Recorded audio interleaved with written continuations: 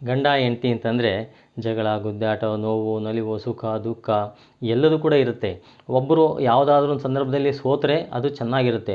ನಾನು ಸೋಲೋದೇ ಇಲ್ಲ, ನನ್ನಿಂದನೇ ಎಲ್ಲವ, ನಾನೇ ಎಲ್ಲ, ನಾನು ಹೇಳ್ದಂಗೆ ಕೇಳಬೇಕು ಅಂತಂದರೆ ಇಬ್ಬರಲ್ಲಿಯೂ ಕೂಡ ಹೊಂದಾಣಿಕೆ ಬರ್ದೇ ಜಗಳವನ್ನು ಮಾಡ್ತಾರೆ. ಅದಕ್ಕೋಸ್ಕರ ಹೊಂದಾಣಿಕೆಯನ್ನು ಮಾಡ್ಕೊಂಡು ಹೋದರೆ ಎಲ್ಲದೂ ಕೂಡ ಚೆನ್ನಾಗಿರುತ್ತೆ. ಹೀಗೆ ಒಂದು ಸಂಸಾರ ತುಂಬ ವರ್ಷಗಳಿಂದ ಜಗಳಾಡ್ತಾ ಇರ್ತಾರೆ ಗಂಡ ಹೆಂಡ್ತಿ, ಒಬ್ಬರಿಗೊಬ್ಬರಿಗೆ ನಾನು ನಂದು ಅಂತ ಹೇಳ್ಬಿಟ್ಟು ಹೇಳ್ತಾ ಇರ್ತಾರೆ. ಹೀಗಿರ್ಬೇಕಾದ್ರೆ ಏನಾಗುತ್ತೆ, ಗಂಡನಿಗೆ ತುಂಬ ಬೇಜಾರಾಗೋಗ್ಬಿಡುತ್ತೆ. ಏನಪ್ಪ ಹೀಗಾಯಿತು ನನ್ನ ಸಂಸಾರದ ಕತೆ ಅಂತ ಹೇಳ್ಬಿಟ್ಟು ಇವ್ರೇನು ಮಾಡ್ತಾರೆ, ಒಬ್ಬ ಗುರುಗಳ ಹತ್ರ ಹೋಗ್ಬಿಟ್ಟು ಏನಾರು ಐಡಿಯಾ ಕೊಡಿ ಅಂತ ಕೇಳಿದಾಗ ಅವ್ರು ಹೇಳ್ತಾರೆ, ನೋಡಪ್ಪ ನೀನು ಹೆಂಡ್ತಿ ಜಗಳಕ್ಕೆ ಬಂದಾಗ ನೀನು ಯಾವಾಗಲೂ ಕೂಡ ನೀನು ಹೇಳಿದ್ದೇ ಸರಿ, ನೀನು ಅಂದಂಗೆ ಅಂತ ಹೇಳ್ಬಿಟ್ಟು ಹೇಳಿಬಿಡು ಸಾಕು ಅಷ್ಟೇ ಅಂತ ಹೇಳ್ಬಿಟ್ಟು ಹೇಳ್ತಾರೆ. ಸರಿ, ಗಂಡ ಮನೆಗೆ ಬರ್ತಾನೆ, ಯಾವುದೋ ವಿಷಯಕ್ಕೆ ಜಗಳವನ್ನು ತೆಗಿತಾಳೆ ಹೆಂಡ್ತಿ. ಆವಾಗ ಹೌದು ನೀನು ಹೇಳಿದ್ದು ಕರೆಕ್ಟು, ನೀನು ಹೇಳೋ ಮಾತು ಕರೆಕ್ಟ್ ಆಗಿದೆ, ನೀನು ಅಂದಂಗೆ ಅಂತ ಹೇಳ್ಬಿಟ್ಟು ಹೇಳಿದಾಗ ಹೆಂಡ್ತಿಗೆ ಆಶ್ಚರ್ಯ ಆಗುತ್ತೆ, ಏನಪ್ಪ ನನ್ನ ಗಂಡ ಈ ಥರ ಒಪ್ಪಿಗೆಯನ್ನು ಕೊಡ್ತಾ ಇದ್ದಾರಲ್ಲ ಅಂತ ಅವ್ರಿಗೆ ಆಶ್ಚರ್ಯ ಆಗುತ್ತೆ. ಅವ್ರು ಸುಮ್ಮನೆ ಕೂತ್ಕೊಂಡ್ರೆ ಅವಳು ಸುಮ್ಮನೆ ಕೂತ್ಕೊತಾಳೆ, ಇವನು ಕೂಡ ಸುಮ್ಮನೆ ಕೂತ್ಕೊತಾನೆ. ಹೀಗೆ ಅವರು ಸುಮ್ಮನೆ ಈ ಥರ ಮಾಡ್ತಾ ಮಾಡ್ತಾ ಗಂಡ ಸೋಲ್ತಾನೆ ಹೋಗ್ತಾನೆ.